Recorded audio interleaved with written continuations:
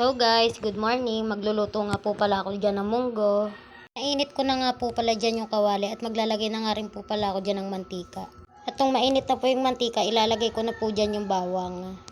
At ayan, haluin ko lang po hanggang sa magisa. At isusunod ko na nga rin po pala dyan yung sibuyas. Nung okay na nga po pala, isusunod ko na nga rin po pala dyan yung kamatis. Ayan, gisahin ko lang po ng mabuti. At nung okay na nga rin po pala yan, isusunod ko na po dyan yung baboy. Ayan, haluin ko lang po para po magisa. Medyo ipiprito ko nga po pala dyan yung baboy.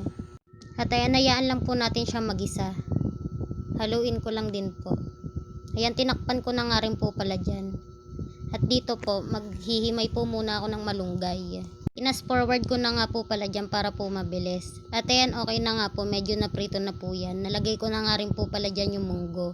Huwag nyo na nga lang din po pala pansinin yung kaldero dyan kasi po mauling.